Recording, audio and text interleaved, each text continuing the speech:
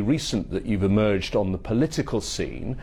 You were, before that, a musician. Why did you decide to go into politics? I'm a musician, social activist, and a ghetto youth who recently, I call it recent, but it's 2 years ago, decided to run and become a member of parliament. So was it a natural evolution from that to politics, or was there a moment that made you decide to get involved in politics? I would say it was a natural evolution, because initially, like any other young man, I was singing about the girls and the parties and everything. But, you know, over time, after realizing that indeed my music and my lyrics was influencing so many people, especially the young people, I decided to channel it to positivity, and it was working well. However, there's this one time about 10 or something years ago when I got a personal attack. I was beaten by my age mate, and my crime was showing off. That is the time when I had just gotten a brand new Escalade, and he claimed that I was showing off, as if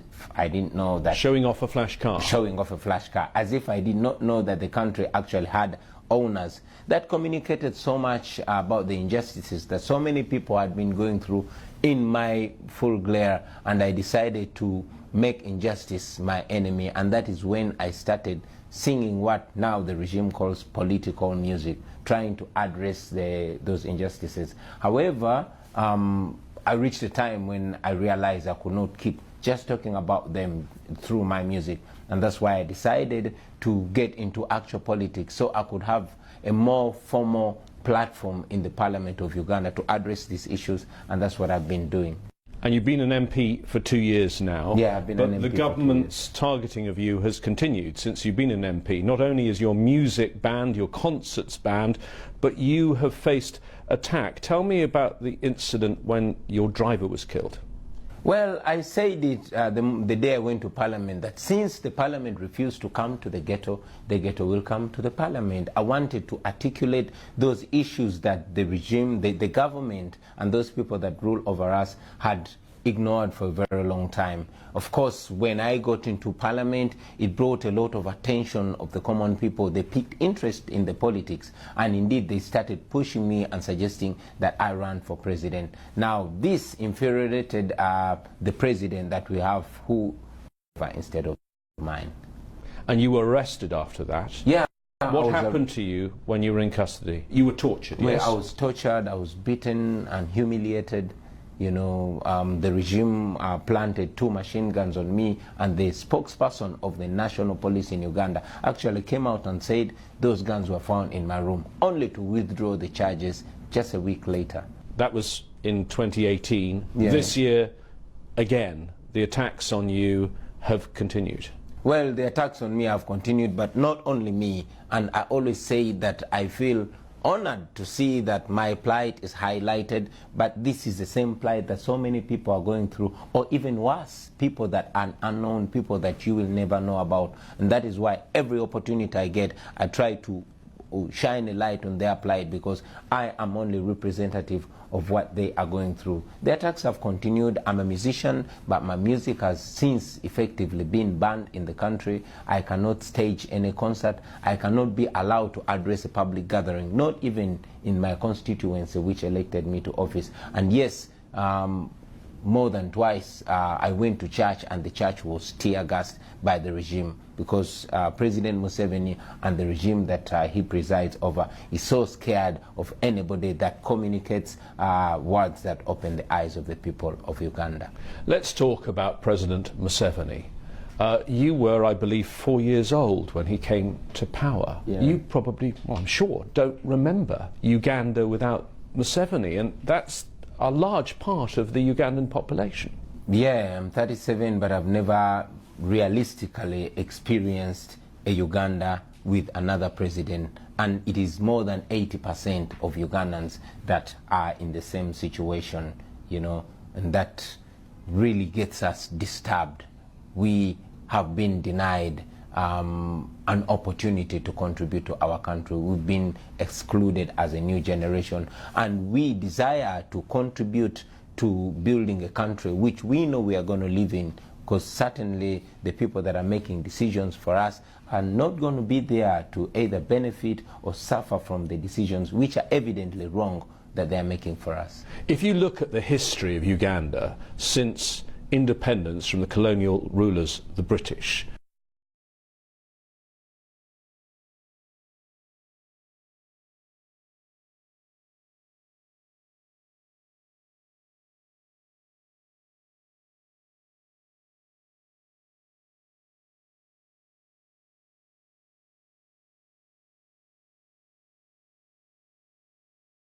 were very, very brutal. Would you accept that when Museveni came to power first, he rescued your country? Well, that has been said. We've always been hearing that while growing up until we grew up old enough to see with our own eyes. And I would say without fear of contradiction that Museveni's rule is much more brutal than the rules that have been there before. Only that President Museveni has been extremely smart, and we must give it to him. You know, the world sees President Museveni, and indeed many people describe him as a benevolent dictator or a dictator in a suit. To the Western world, President Museveni has always cast this image of a democrat, but back home he has stepped on all rights and all freedoms, and he has ruled Uganda with an iron fist. What do you say to international investors and to governments, to diplomats who say, better the devil you know? Well, to the international community, to the international investors, and to all the organizations that are working with Uganda, first and foremost, I want to thank them for always choosing to be friends of Uganda. They've supported our healthcare system, and yes, they've supported our military.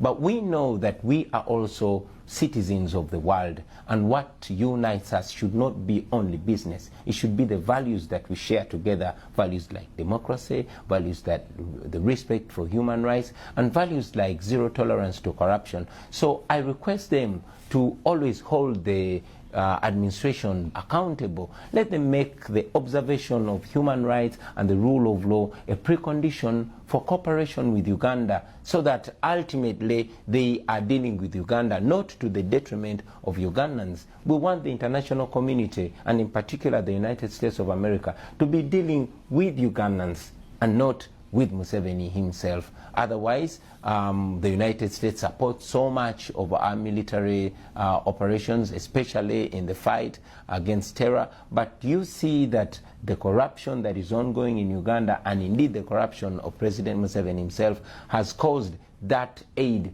to again be used to repress the people. I've always noted that the gun that was used to extrajudicially execute my driver was an American gun.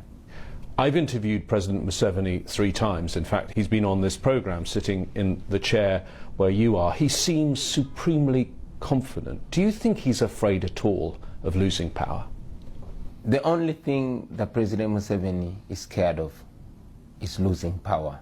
And that is why today in Uganda, the major preoccupation of the government is the grip on power. It explains why President Museveni moves with stashes of money, just bribing anybody. It explains why our police force is reduced to now playing politics other than keeping law and order. It explains why the military, high-ranking military officials are coming out to denounce the the People Power movement. The Minister of Constitutional Affairs is a soldier, and he came out and said, we shall fight people power using the military and air force. I mean, we are only young people that are not armed. We are only using words to assert what we want. And we're not even inciting violence. All we are saying is that we want to be regarded as human beings in our own home. So the desire to maintain the grip on power has made President Museveni descend down to unimaginable levels. The Constitution has been changed twice. It used to say that you were only allowed to be president for 2 terms. He's now done 5 terms. It used to say that you're only allowed to be president if you're younger than 75. He'll be 76 next time there is an election. What do you think is the president's plan? Do you think he plans to rule until he dies, or do you think he plans to hand over power to his son or maybe his wife? Well, I wouldn't want to say I think. I would want to say I know that President Museveni plans to rule for life, and maybe after he dies in office, probably he wants his son or his wife to take after him, which is wrong, which is unacceptable, which we are going to fight until the end, because Uganda You talked about our constitution.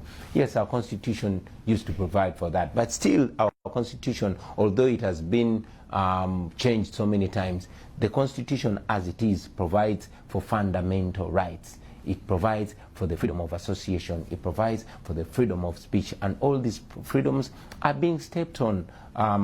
Recently, it was on international TV when Dr. Kizza Besigye was brutalized. He's a political opponent. And myself, I'm a political opponent to President Museveni, but I cannot be allowed to address any crowd anywhere. I cannot even be allowed to access radio or TV stations, especially in the countryside.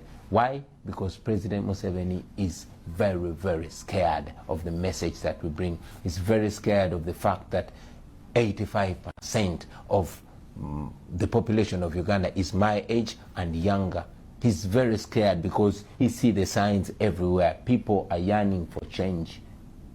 What about his own party, the National Resistance Movement? Do you think he's got trouble inside the party too? Well, it's very evident that President Museveni has trouble in the party itself. I mean, even in the People Power movement, we are working with more than 10 members of parliament who actually belong to the ruling party, but they see the truth because the truth is constantly being told them by their voters. They want change. So I believe that the wind of change is blowing even in President Museveni's bedroom. Perhaps the most important quote ever from President Museveni came in his first year in office when he wrote a book, What's Africa's Problem? May I quote from that?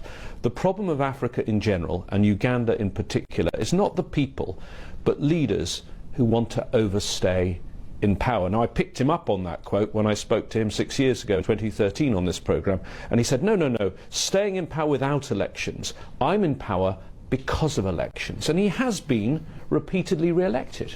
President Museveni used to say those things when he was around my age. 34 years later, he doesn't want to hear what he said when he was still, in my opinion, sober. So there's only one explanation for that. Power corrupts, and absolute power corrupts absolutely. There have been allegations that previous elections were not free and fair. In your view, right now, is President Museveni the legitimate president of Uganda? Well, I'm very convinced that Dr. Kizza Besigye won the previous elections.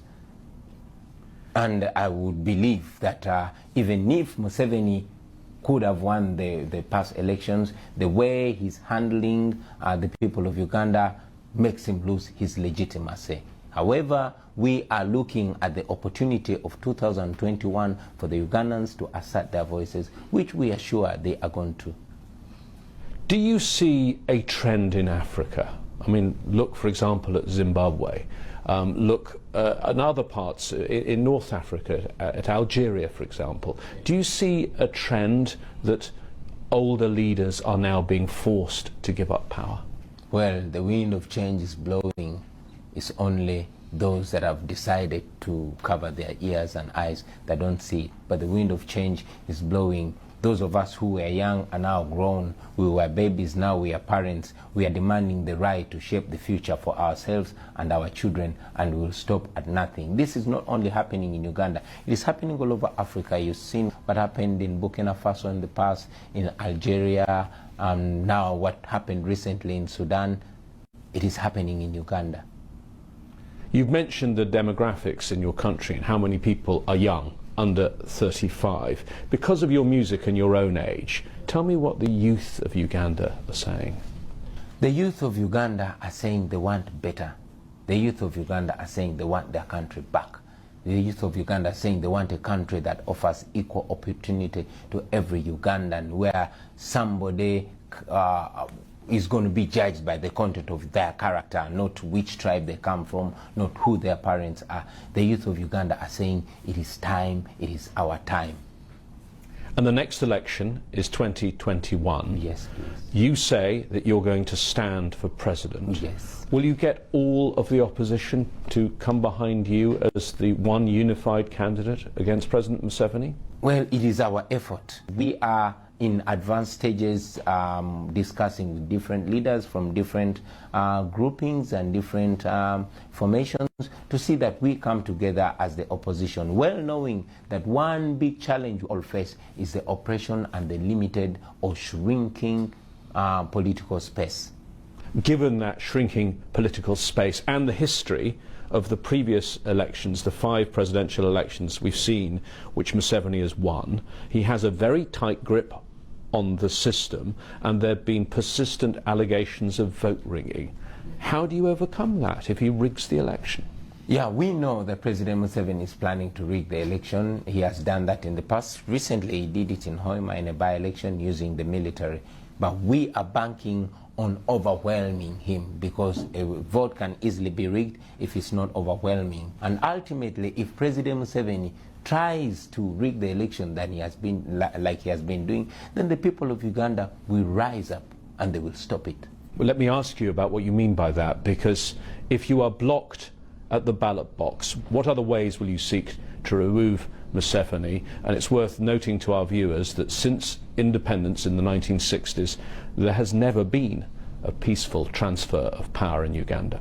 The law as it is today permits me to vie for presidency, and if President Museveni tries to stop me from vying for the presidency, that would be another bridge that we shall cross when we get there. But what you said a moment ago, that the people could rise up. Are you saying there could be an armed revolution against Museveni if your efforts at the ballot box are blocked?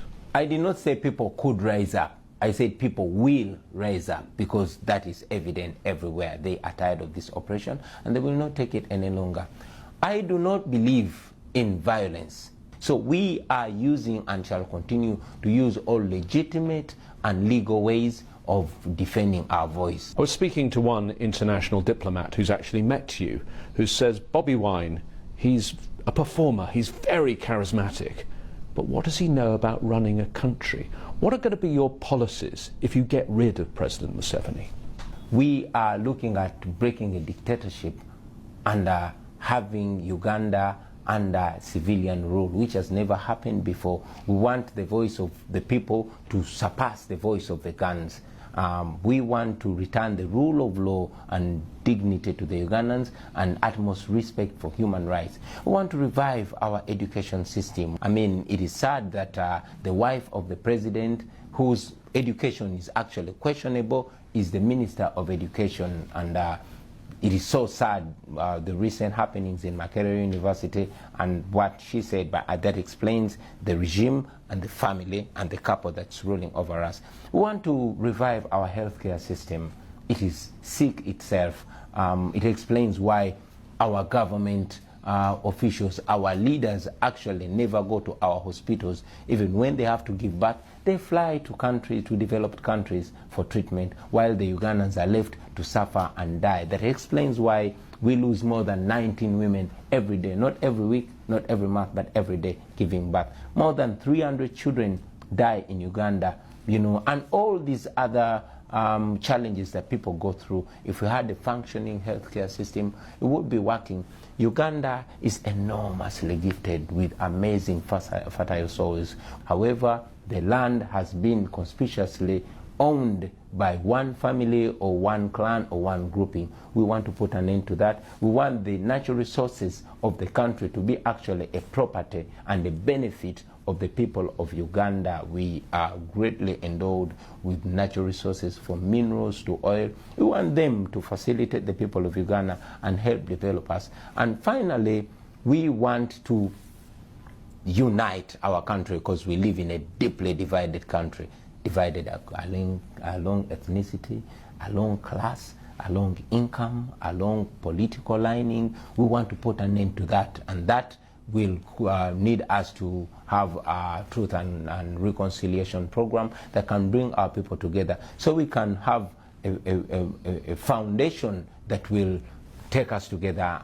forward as a country. And most importantly, I know that many of our very resourceful, knowledgeable, educated and intelligent people have been forced to leave Uganda because the nation does not offer what they deserve. These are first world brains stuck in a third world country. We want to repatriate them back home to help build our country. I must note that after the unfortunate events in Rwanda of 1994, it is mainly Ugandans that went to Rwanda and assisted build the Republic of Rwanda. We want Ugandans living in America, living in Europe, living elsewhere to feel comfortable and blessed to come back and rebuild their country.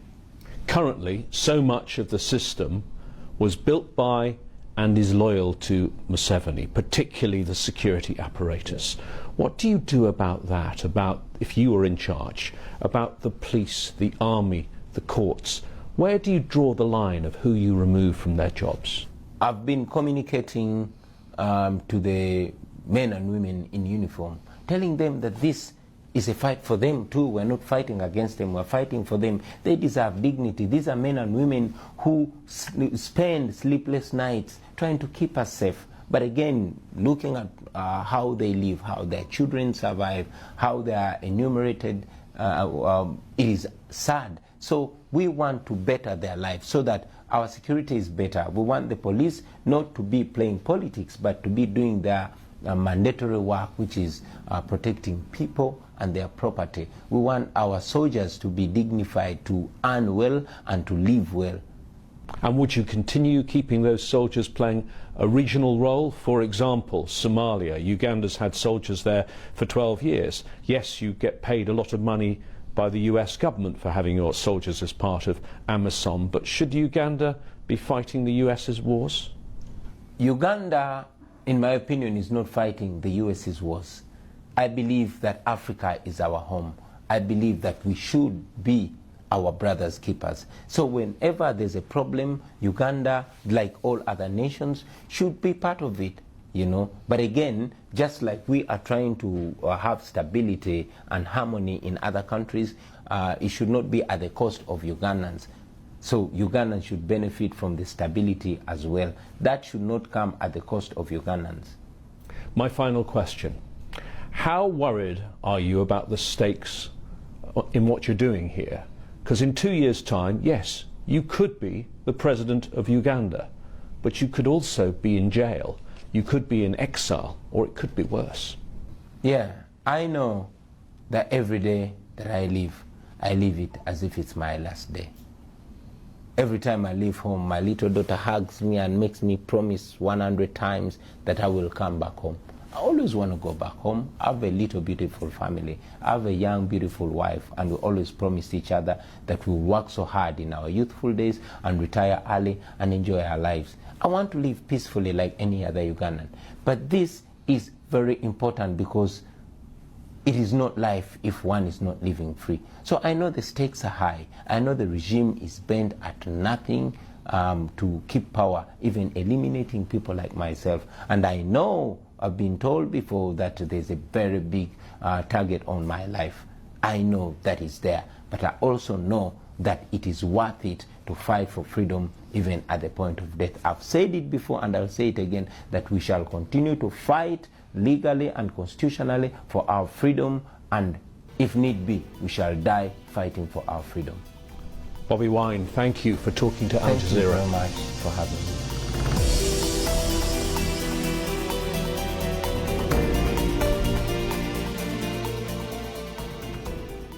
150 million trees disappear